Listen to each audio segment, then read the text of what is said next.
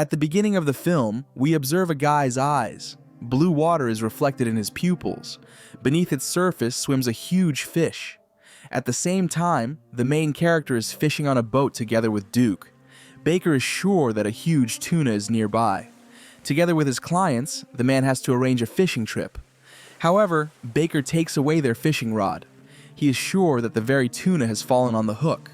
The man holds the fish for several hours and finally realizes that it is already dead. Baker calls a friend for help to pull it up by the line. However, at the last moment, Duke lets go of the line, and the tuna disappears into the depths. After fishing, Baker goes to see his mistress. Constance pities the man, who has not renewed his loan, and gives him some money for fuel and food. The woman asks that Baker be nicer to his customers. The man complains to Constance about his partner, who is the reason he missed the giant fish. After the mistress, Baker stops by the bar, where he drinks himself and treats Old West to a drink. The fishermen wonder how many times the tuna has been on the man's hook. 4, Baker replies. Besides, he decides to name the fish Justice. After the bar, Baker stops by a friend's church. He gives Duke some money and proposes that they go fishing in the morning. Baker is not going to look for clients, as he plans to go on a tuna hunt. The man returns home, where no one is waiting for him, and falls into despondency. Before going to bed, Baker remembers about a little boy, his son, who should have grown up by now. In the morning, an alarm clock awakes him. At dawn, Baker gets into the car while gathering the necessary fishing gear. He doesn't notice that a strange man with a suitcase in his hands is following him at the crossroads. Baker goes out to sea, but fails to catch anything. He frustratedly asks Duke to go back to the wharf. There, Baker yells at his friend, saying that he may be the one bringing bad luck.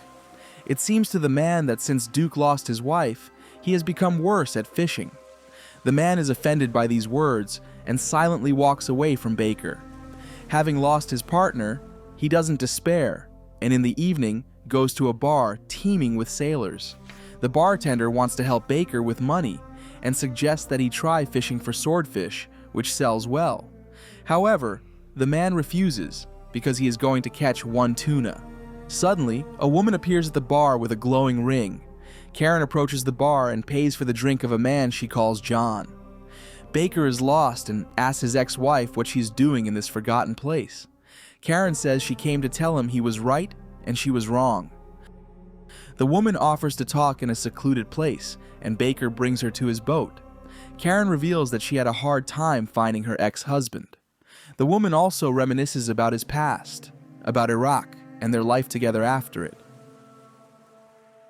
Karen says she was wrong about her new husband. Frank has become richer, drunker, and meaner, which has been bad for the woman. Karen says she can't divorce her husband because at this rate he will hire people to take her out. Baker asks what life is like for their common son in that case. Karen tells him that the boy hides when they fight and plays video games most of the time. The woman offers Baker a deal. In a couple of days, her husband will come to fish in the sea. Karen asks to straighten Frank out during the fishing trip and offers $10 million in cash for it. However, the man only laughs in response and asks to leave his boat.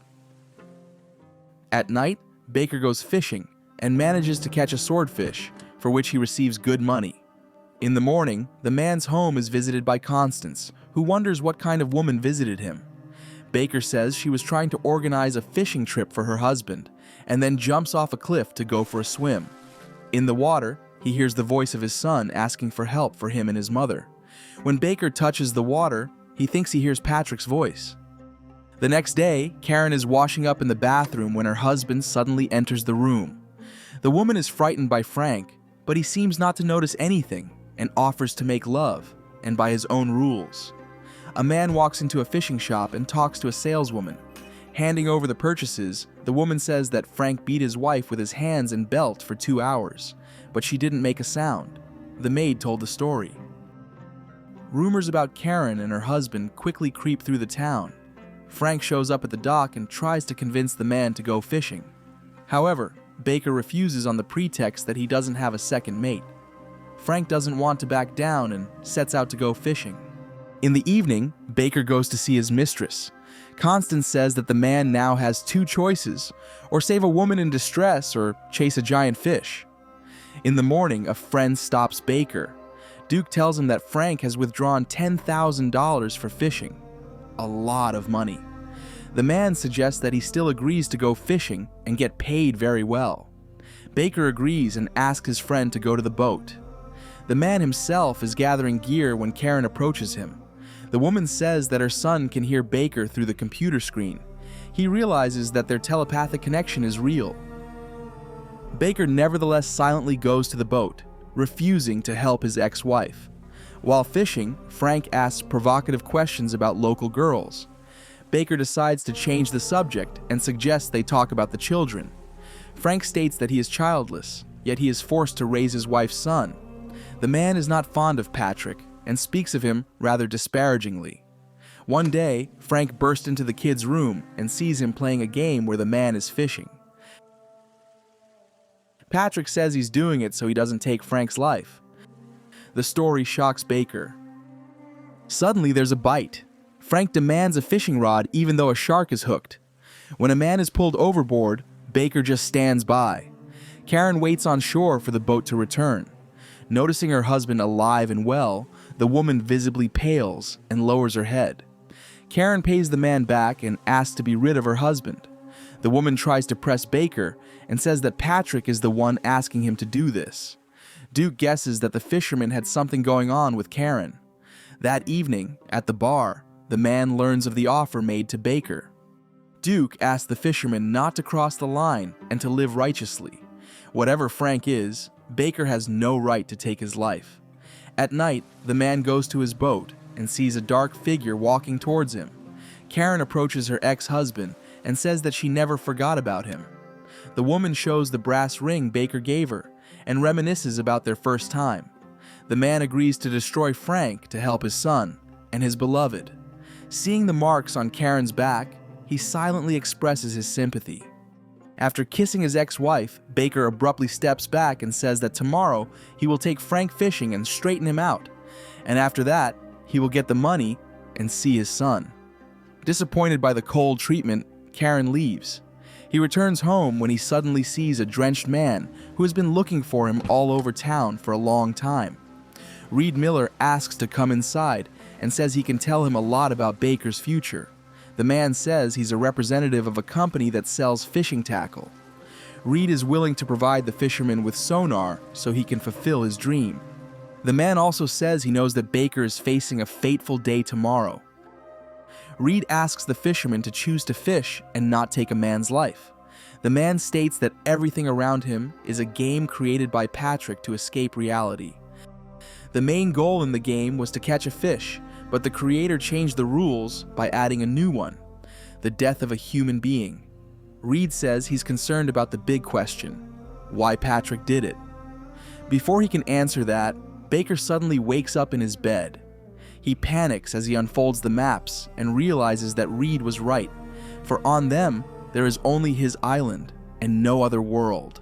After talking to the saleswoman, Baker becomes convinced that she is communicating like a looped program.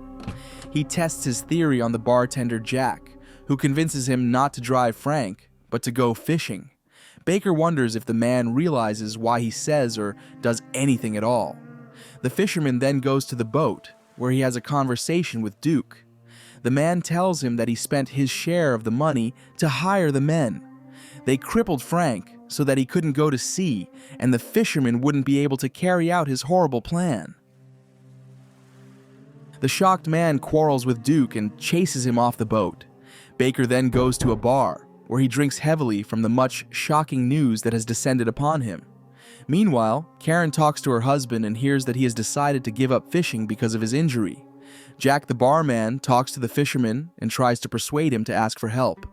But Baker only repeats that everything around him is a game. Karen, meanwhile, manipulative, convinces her husband to go fishing and catch that one fish. Baker goes to a small beach where he talks to Reed. The man thinks about the game creator and his purpose. There is no question here for the fisherman. He realizes that the simulation was created by his son Patrick, who is forced to watch his stepfather hurt his mother. It's as if Baker is having a conversation with himself. Reed disappearing and reappearing. The man says he is ready to play a new game and is willing to save his son. Reed informs him that there's no need for a fish finder. He just found out that Karen convinced her husband to go fishing. Baker jumps up from his seat and hurries to the boat, intent on fulfilling Patrick's wish and destroying the tough torturer. He arrives on the place just in time. Frank is badly injured, but his wife keeps motivating him to go to catch the tuna. The man gets with difficulty aboard the boat. At the same time, as Baker sees the fish biting and pulls the rod, Patrick hears his mother screaming and pulls a gun from his small vault.